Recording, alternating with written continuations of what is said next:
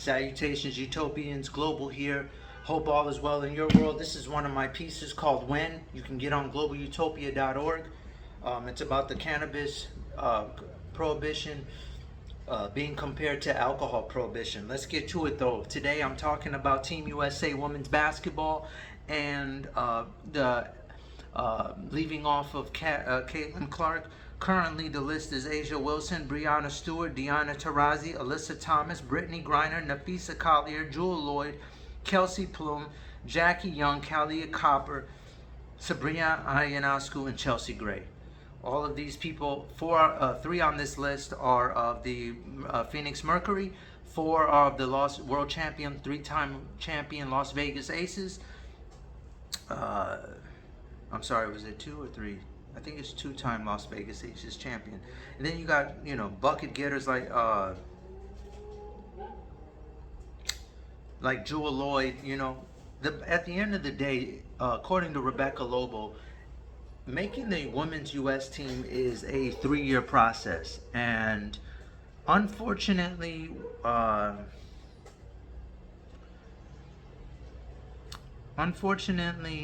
Caitlin Clark this last year, because of the NCAA Iowa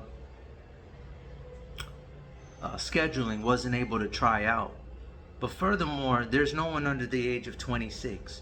The last time anybody has ever, fresh out of college, made it on the Olympic team was Diana Taurasi. And unfortunately, and Diana Taurasi won 3 championships in a row to get where she is. So, it's very alarming how capitalistic people have become and how everyone thinks they know business and, we need visibility. I love what one of the committee members said who orchestrated these lineups. My job was to put the best players on the court. We've become so used to watching leagues like the NBA who've do things like giving Rudy Gobert 4 Defensive Player of the Year awards and having him in categories he doesn't belong, amongst company he doesn't belong, that we've lost sight of what it means to let the game cook and things organically fall into place. WNBA was here before Caitlin Clark, and they're going to be there after Caitlin Clark.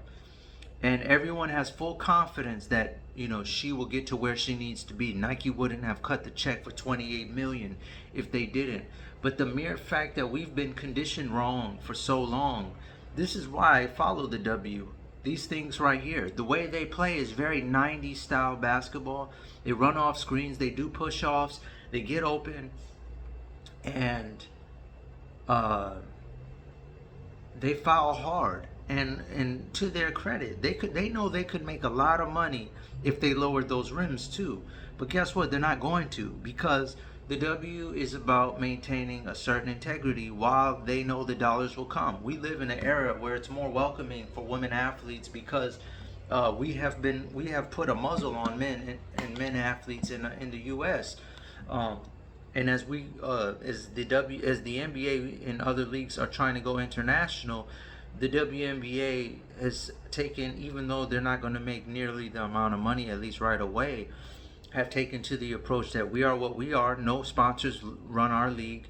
You want to be a part of this, cool, but we're going to do what we do. And we have people here who've earned their keep and earned their spot, and they deserve to be where they are. And so, to their credit, the W is standing their ground. And it's refreshing because I've been saying this, you could say this since the beginning of my YouTube, and it's funny because I'm locked out of my Twitter account right now, and I know it's not organic what's going on right now at this point. I can't see who's liking my tweets anymore, and these are things because, probably more than likely they don't appreciate my post today about Jerry West, who passed away this morning. And it was awkward because you got to listen to ESPN give praise to him while they were sitting there giving fancy titles to people who didn't deserve it, naming certain people the architects of the Golden State Warriors, when the real legend Jerry West did that, like he's done so many other things. and now having to backtrack it. Or watching the Celtics win the championship, them naming a head coach with the Lakers. Jerry West wasn't even allowed in LA anymore. Wasn't really even given his home season tickets to watch the Laker games anymore.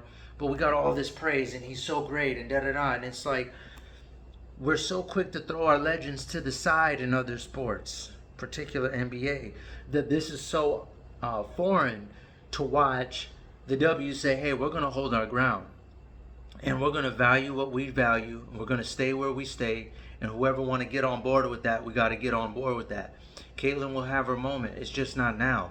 And her being at the end of the bench like a zoo animal when they could be using that roster spot on someone else so that she can get a proper training camp and a proper off season in its own right is exactly what the problem is. They need her to be getting ready for next season, because there's definitely going to be some major overhaul on their roster. Not sitting there wasting her time at the end of the bench around a bunch of veterans with the age gap difference. This is not the time for that. There's no wrongdoing. Her day will come. It's just not now. Team USA has won gold every year since '96. They have a combined record of 73-3. Something's fundamentally wrong with our society when you say you want to see Caitlin Clark on the Olympic team when you know she is not better than any of them. So what is this really about is the real question. Physically, she's not comparable to none of those women on that team.